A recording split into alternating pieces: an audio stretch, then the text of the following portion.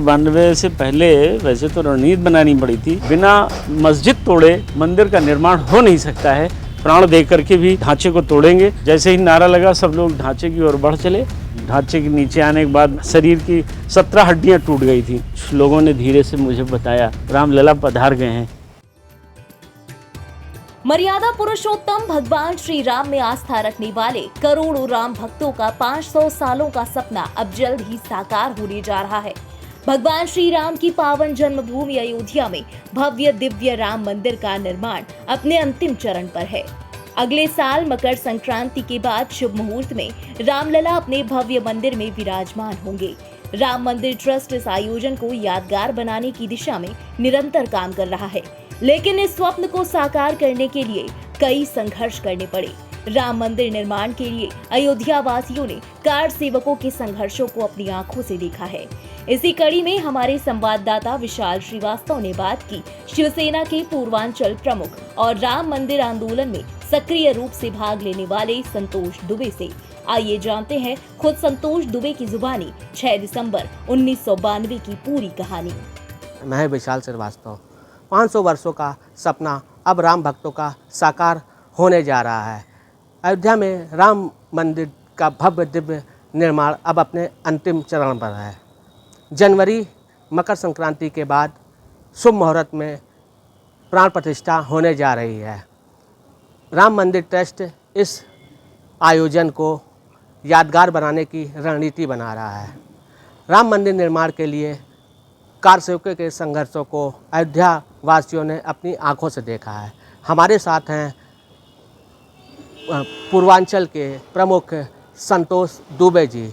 आइए हम इनसे बात करते हैं कि 6 दिसंबर 1992 में क्या हुआ था। हमारे चैनल में स्वागत है। धन्यवाद धन्यवाद।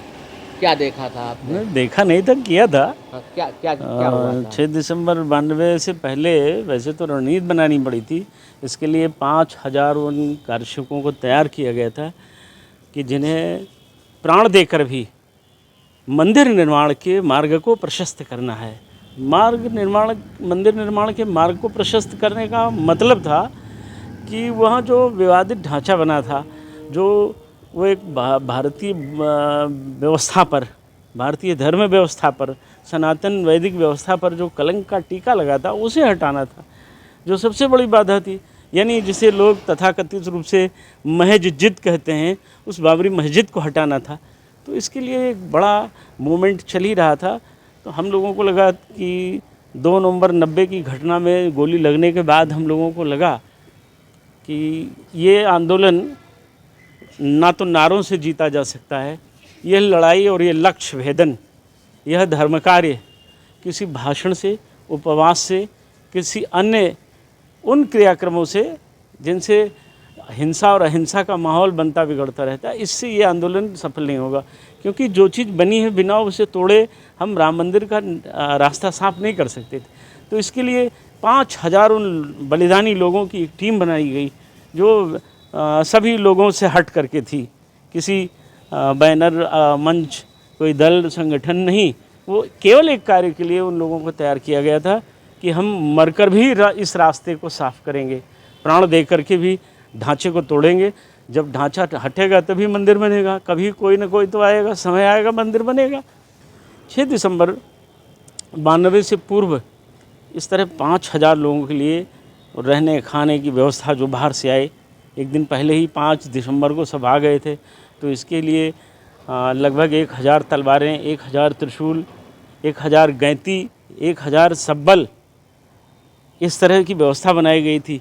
और वो कांटे बनवाए गए थे कि रस्से में बांध कर फेंका जाएगा, ढांचे में जब वो फंसेगा तो हम लोग उससे चढ़ जाएंगे। हम स्थानीय बहुत सारे लोग तो जानते थे कि बगल से रास्ता था, एक नीम का पेड़ था, कुछ लोग उससे, एक बड़ी मोटी चौड़ी दीवार थी, 5 फीट 6 फीट के आसपास चौड़ी दीवार थी, कुछ लोग उससे चढ़ सकते थे। ये सब लोग, हम लोगों ने आज के शब्दों में जो एक बोलते हैं रैकी किया, तो उस समय हम लोगों ने इसको रणनीति का हिस्सा मान करके इसको पहचाना था कि इस रास्ते से जाना है। इसमें कुछ भारतीय जनता पार्टी के बड़े लोगों की भी सहमति थी।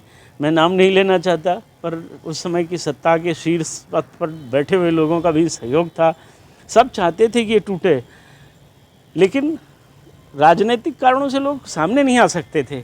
इसके लिए हम लोग तैयार थे। जैसे ही नारा लगा सब लोग ढांचे की ओर बढ़ चले। ढांचे पर चढ़ा गया। भाई भीष्म पितामह त्रिपाठी जी नहीं रह गए। भाई ओम प्रकाश शुक्ला जी अभी उनका भी निधन हुआ। तमाम वो कार सेवक चले गए। भाई रविशंकर पांडे जी हमारे साथ, राकेश सिंह जी हैं, तमाम ऐसे वीरेंद्र सिंह बस्ती के बहुत सारे लोग जो ढांचे पर हम लोगों के साथ सबसे पहले चढ़ने वाले लोग थे। कुछ की मंशा पूरी हुई, आंखों से देख रहे हैं मंदिर बनने जा रहा है। कुछ ऐसे लोग, ज़्यादातर ऐसे लोग कि लड़े राम के लिए लेकिन राम मंदिर नहीं देख पाए, चले गए दुनिया से। तो वो 6 दिसंबर का वो मंजर एक अलग था। हम लोगों का लक्ष्य हमें दिखाई दे रहा था कि बिना मस्जिद तोड़े मंदिर का निर्माण हो नहीं सकता है, इसलिए इस महज जिद को तोड़ना है। तो हम लोग अपने कार्य में संलग्न थे। 3:30 बजे तक 2 गुंबद टूट गए। पहला टूट गया था, दूसरा टूटा, दूसरे के नीचे मैं भी आ गया। और भाई मेरे ढांचे के नीचे आने के बाद मेरी सभी शरीर की 17 हड्डियां टूट गई थी। मैं कोमा में आ गया।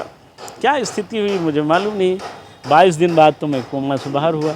मुझे कौन लाया, किसने भर्ती कराया, किसने बचाया, ये मैं नहीं बता सकता, मेरी जानकारी में नहीं। पर इतना ज़रूर है कि जब आँखों के सामने उजाला एक बार पुनः हुआ, फिर मैं होश में आया, तो 1-2 घंटे बाद कुछ लोगों ने धीरे से मुझे बताया कि राम मंदिर बन गया है, रामलला पधार गए हैं, मस्जिद पूरी ध्वस्त हो गई है।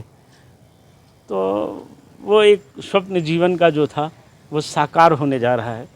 राम मंदिर बन रहा है, रामलला पधारेंगे, वह हमारे लिए इतनी ही बहुत बड़ी पूंजी है। अयोध्या से इंडिया पब्लिक खबर संवाददाता विशाल श्रीवास्तव की रिपोर्ट। फिलहाल इस स्पेशल रिपोर्ट में बस इतना ही। देश और दुनिया की तमाम खबरों के लिए सब्सक्राइब करें इंडिया पब्लिक खबर के YouTube चैनल को और बेल आइकन दबाना बिल्कुल न भूलें।